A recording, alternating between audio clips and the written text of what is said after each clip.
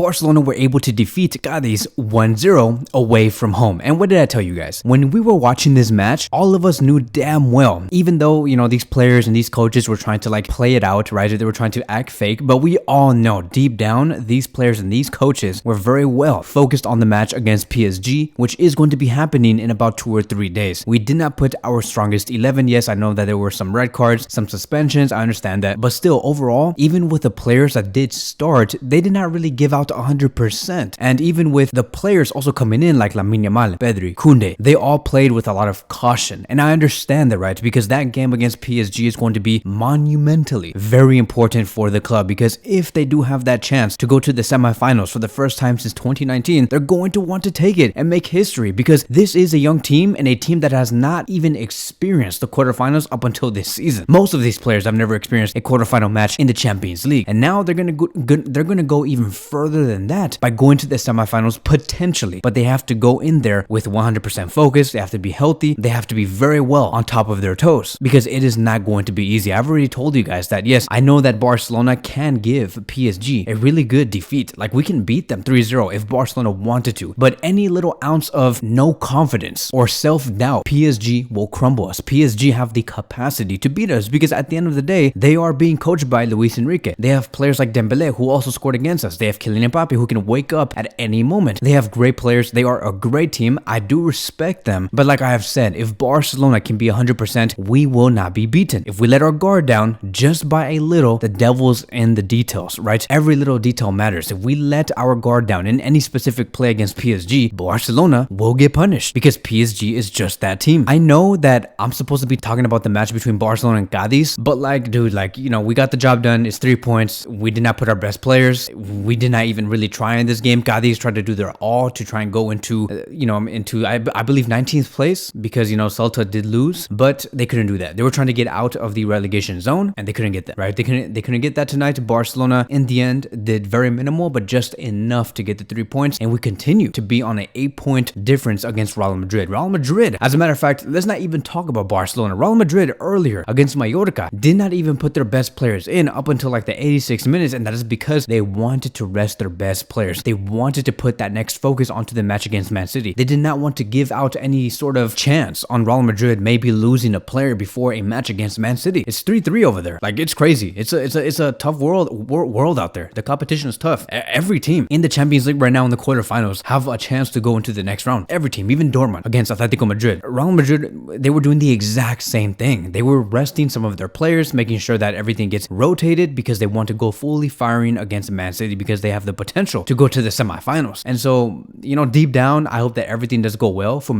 Madrid and for Barcelona. And the reason why I say Madrid is because I low-key do want to see them in the final of the Champions League. I want to see a Clásico Champions League final for the first time, and like, I think forever. Like, I don't even think that ever happened in UEFA Champions League history. So I understand why these games did not go out as like a 3-0, 4-0, 5-0 win from both of these clubs. So I want to congratulate Oscar Hernandez for taking charge over Xavi Hernandez, because Xavi Hernandez could not be there because he was also suspended. He had to be in the stands. Oscar Hernandez was on the ground, and yet again, he has gotten us another win with 3 points. So far, 0 matches have been lost under him. 0 matches have also been drawn under him, and he has only accumulated wins, and he has a total of 7 matches won. It's an amazing record. This guy is low-key our version of Jurgen Klopp, and we give out, like, you know, that joke of Jurgen Klopp and Oscar Hernandez because they look very similar. Like, they look exactly alike. I don't know if you guys have noticed, but it's the exact same vibes. But he remains unbeaten, so congratulations to Oscar Hernandez. Also, I want to congratulate Barcelona as a whole, and with Ter Stegen, right, because he is our goalkeeper, because Barcelona have been very good defensively in La Liga by not conceding a single goal over the past 6 matches. The last time Barcelona conceded a goal in La Liga was against Celta Vigo on February 17th. So from a defensive standpoint, Barcelona have been on top of their game. You can just tell that they really want to make sure that they can reach Real Madrid. At the very least, maybe go to a 2-point difference, or maybe even go above them. And so our lineup was Joao Felix, Vitor Roque, Ferran Torres, right? Ferran Torres was the right winger. Vitor Roque got his start. As a striker, we have Sergio Roberto, Oriol Romeo, and Fermin Lopez in the midfield, with a backline of Hector Fort, Kubarsi, Christensen, and Marcos Alonso. Thank God Christensen did not get a single yellow card. He was also playing very cautious, because again, a lot of the things that we could have done in this game could have basically punished us in the next game. I really did not want Christensen to play, because if he were to get get one more yellow card against Cadiz, he would have never made it for the match against Real Madrid, and we're going to need him against Real Madrid. Marcos Alonso played an okay game.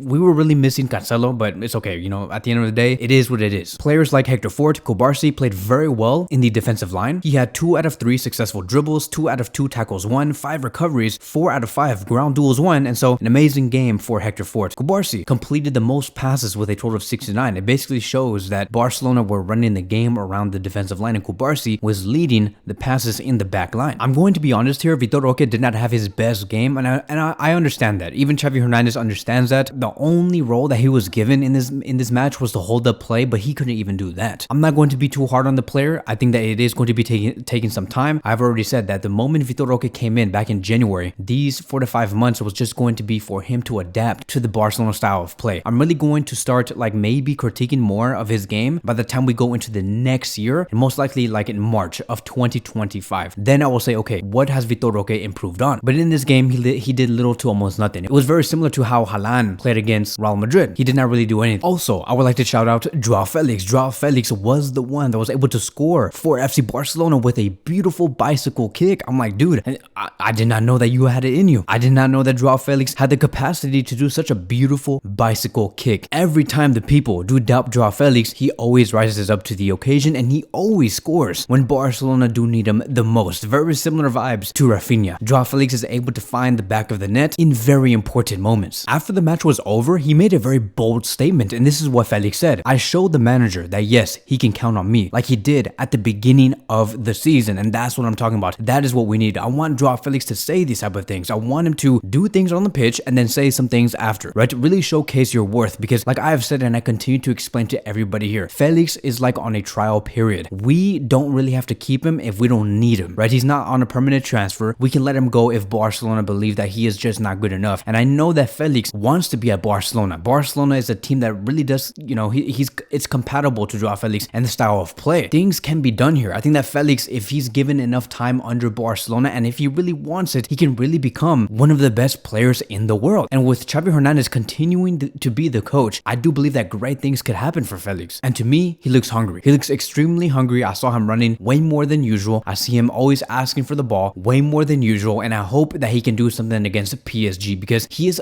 a big time player. I continue to tell everybody here that Felix is a big time player with an amazing talent. He can score a lot of goals, but he needs to be 100% focused because we've already seen enough times that when a player has talent but he does not give 100% focus to football, you don't end up reaching your full potential. And I know that Felix has that. He's still very young. Things can change for him starting in the summer of 2024 by having John Laporte and Deco say, yes, this guy has been good enough. I see this guy focused enough, and I believe that he can be part of Xavi's project and he can be very important, and we can have him sign a good contract with us, or maybe just go on another loan, but then after that sign a contract with us for about 4 to 5 years. It can happen because things like this, like what Joao Felix did, no other player can really do that. Like Lewandowski is not that type of player to do like a bicycle kick. Maybe Vitor Roque, for sure not Lamine Yamal or Ferran Torres, but Joao Felix, yes. And I totally forgot, I don't know why, but I was talking about Ter Stegen a few minutes ago. I want to continue to shout out Ter Stegen, not because of the clean sheets that we have been having 6 times in a row in La Liga, but also because of that amazing stop that he made on the 76th minute. He saved us. It could have been 1-1. We could have conceded a goal and break the streak, but no, Ter Stegen showed up, made an amazing block in the top right corner of the goal. Like that ball was supposed to go in, my friends. It was supposed to go in, but Ter Stegen came in last minute and stopped it. And he said, "You shall not pass." It is not going to be happening here, not on my watch. So Barcelona got the job done. Congratulations to them. Now we're going to go into a big week, a huge week. We will be facing PSG on Tuesday, and 4 days later, or 5 days later, we are going to be facing Real Madrid on Sunday. 2 very important matches, and we just have to be focused, guys. I can't explain it enough. Like